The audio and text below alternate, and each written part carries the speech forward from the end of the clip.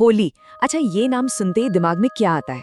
भाई रंग, गुलाल, खूब सारा हंसी मजाक और जश्न ही जश्न, है ना?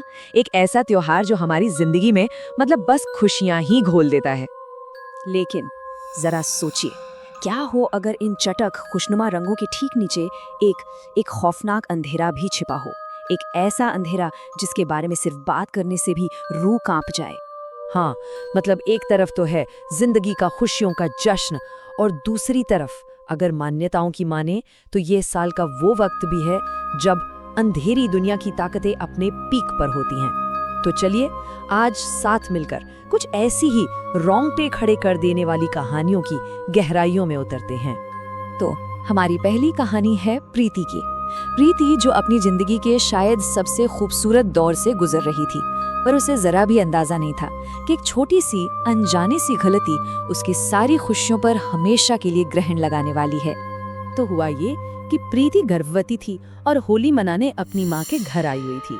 अब रास्ते में एक चौराहा पड़ता था और उस चौराहे पर रखा था आटे का एक छोटा सा दिया। बस अनजाने में प्रीति का पैर उस पर पड़ गया, बस इतनी सी बात। लेकिन जैसे ही उसने घर की दहलीज पार की, उसे एक जोर का झटका लगा, ऐसा मानो किसी ने उसे बिजली का करंट लगा दिया हो। वो बेचारी कुछ समझ ही नहीं पाई कि ये हुआ क्या, पर असल में ये तो बस एक खौफनाक सिलसिले की शुरुआत थी।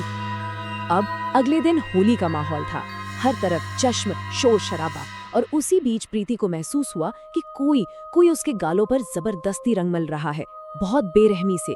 वो चीखी, चिल्लाई, लेकिन उसके दोस्त हैरान, परेशान। वो बोले, प्रीति क्या कर रही है? वहां तो कोई भी नहीं है। सोचिए प्रीति की हालत, उसे लगा वो पागल हो रही है। पर असली खौफ तो तब सामने आया जब किसी ने उस पल का वीडियो दिखाया। वीडियो में साफ दिख रहा था कि प्रीति अकेली खड़ी है और कोई अनदेखी अनजानी शक्ति उसके गालों को बुरी तरह मसल रही है। और फिर आई वो रात। उस रात जो हुआ उसने हर किसी को दहला कर रख दिया। प्रीति की माँ जब उसके कमरे में गईं तो उन्होंने जो देखा वो यकीन से परे था। प्रीति का शरीर बिस्तर से कई फुट ऊपर हवा में तैर रहा था। उसकी आंखें पूरी तरह खुली थीं, पर वो वहां नहीं थी। अब कोई शक नहीं बचा था, उस पर किसी शैतानी साये का कब्जा हो चुका था। जब हालात बिल्कुल काबू से बाहर हो गए तो एक तांत्रिक को बुलाया गया और उसने जो बताया वो सुनकर सबके पैरों तले से जमीन खिसक गई। उसने एक बहुत गहरी गंभीर आवाज में समझाया, होली की रात ये साल की सबसे शक्तिशाली पूर्णिमा की रात होती है। इस दौरान काली शक्तियों का असर अपने चरम पर होता है और उनका सबसे आसान निशाना कौन होता है? छोटे बच्चे और गर्भवती महिलाएं। वो जो चौराहे पर दिया रखा था ना, वो कोई मामूली टोटका नहीं था, वो एक जाल था जो प्रीति जैसी किसी पर कब्जा करने के लिए ही बिछाया गया था। एक इंसान पर हुए इतने खौफनाक हमले की कहानी से अब हम एक ऐसे श्राप की तरफ बढ़ते हैं जिसने एक दो नहीं बल्कि एक पूरे के पूरे गांव से रंगों का हक ही छीन लिया है। जी हाँ, बात हो रही है दुर्गापुर की, वो गांव जहां एक सदी से होली नहीं खेली गई। तो कहानी है झारखंड के दुर्गापुर गांव की। अब सुनिए, आज से करीब 100 साल पहले ठीक होली के दिन वहां के राजा के इकलौते बेटे की मौत हो गई। गम में डूबे राजा ने पूरे गांव में होली खेलने पर पाबंदी लगा दी और फिर कुछ साल बाद होली के ही दिन राजा ने भी अपनी जान दे दी। दशकों तक ये पाबंदी ऐसे ही चलती रही। फिर एक दिन एक अजनबी आया और उसने इस नियम को तोड़ने की हिम्मत की। जानते हैं क्या हुआ? वो फिर कभी किसी को नहीं मिला, गायब हो गया। आज भी वहां के लोग मानते हैं कि उस राजा का भूत गांव की गलियों में भटकता है और अगर किसी ने भी रंग खेलने की हिम्मत की तो वो भूत उसे खींचकर पास की खाई में फेंक देता है। सोचिए, एक दिन के मातम ने उस गांव को 100 साल के गहरे अंधेरे में डुबो दिया है। चलिए अब उस बेरंग गांव से निकलते हैं और मिलते हैं 3 दोस्तों से। होली के जश्न और नशे में चूर वो एक गलत रास्ते पर मुड़ गए और जा पहुंचे एक ऐसी महफिल में जो जिंदा लोगों के लिए थी ही नहीं। तो अर्नव, ऋषि और आकाश दिन भर होली खेलने के बाद घर लौट रहे थे, पर जैसा होता है नशे में रास्ता भटक गए। अब वो एक बिल्कुल सुनसान सड़क पर थे, तभी उन्हें पास के एक खंडर हो चुके किले से ढोल और गाने की आवाजें आने लगीं। ये बहुत अजीब था। मतलब एक वीरान टूटे फूटे किले के अंदर कौन जश्न मनाएगा, कौन हो सकता है वहां? थोड़ी हिचकिचाहट तो हुई, पर नशे और उत्सुकता में तीनों ने उस किले के अंदर कदम रखने का फैसला कर ही लिया।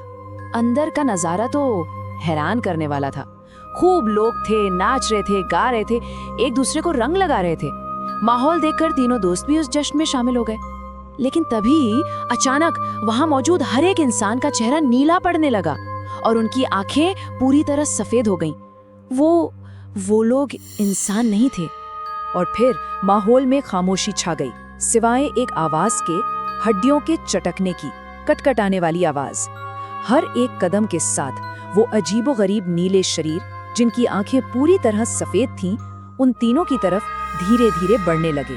वो नजारा इतना खौफनाक था कि दोस्तों की सांसें जैसे गले में ही अटक कर रह गईं। किसी तरह वहां से अपनी जान बचाकर भागने के बाद उन्हें पता चला कि वो भूतों की होली का हिस्सा बन गए थे। कहते हैं सदियों पहले मुगलों ने ठीक होली के दिन उस किले में आग लगा दी थी और जश्न मना रहे सभी गांव वालों को जिंदा जला दिया था। और आज भी हर साल होली पर उनकी आत्माएं अपना वो अधूरा जश्न मनाने के लिए उस खंडर में लौटती हैं। हमारी आखिरी कहानी किसी वीरान गांव या खंडर की नहीं है। ये कहानी है एक घर के अंदर पनप रहे खौफ की, एक ऐसे गहरे राज की जो प्यार और अपनेपन की चादर के नीचे छिपा हुआ था। ये कहानी है 12 साल के रोहन की। उसे एक बहुत ही प्यारे परिवार ने गोद लिया था। नया घर, नए माँ बाप, एक प्यार करने वाली दादी, सब कुछ था। रोहन की जिंदगी जैसे संवरने लगी थी। लेकिन उस बड़े से खूबसूरत घर में एक अजीब पाबंदी थी, एक ऐसा नियम जिसे तोड़ने के बारे में सोचना तक मना था। वो ये कि घर की दूसरी मंजिल पर कोई नहीं जाएगा, कभी नहीं। पर भाई, बच्चों की उत्सुकता को भला कौन रोक पाया है। होली की एक रात जब घर में सब सो रहे थे, रोहन दबे पांव सीढ़ियां चढ़ी गया। ऊपर का माहौल बहुत अजीब था, एकदम ठंडा और खामोश। वहीं एक कमरे में उसे एक लड़का दिखा। उसका शरीर नीला पड़ चुका था और आंखें पूरी तरह सफेद। रोहन डर के मारे जैसे जम ही गया।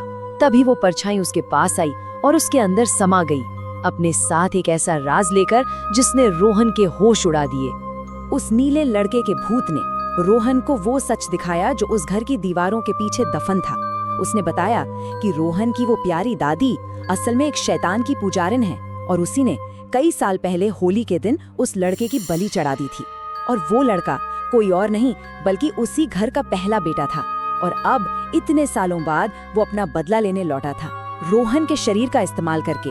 तभी अचानक नीचे सो रहे परिवार वालों ने एक जोरदार चीख सुनी। जब वो सब भागकर ऊपर पहुंचे तो उन्होंने जो देखा वो उनकी जिंदगी का सबसे बड़ा और सबसे खौफनाक सदमा था।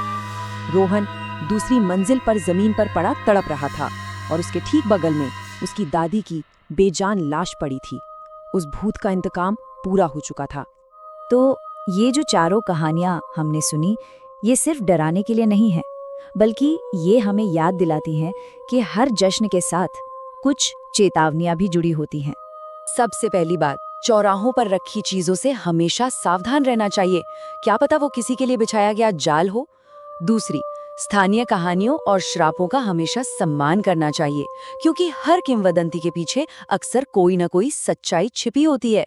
तीसरी बात ये कि खंडर और वीरान जगह सिर्फ खाली नहीं होती, उनमें पुरानी अनजानी ऊर्जाएं कैद हो सकती हैं। और चौथी और शायद सबसे जरूरी, कि बुराई हमेशा बाहर नहीं होती, कभी कभी वो हमारे सबसे करीब, हमारे अपने ही घर में छिपी होती है। तो इस साल जब होली के रंग हवा में उड़ेंगे और किसी के चेहरे पर लगेंगे, तो एक पल के लिए ये जरूर सोचना कि इन खुशनुमा रंगों की परछाइयों में क्या छिपा हो सकता है।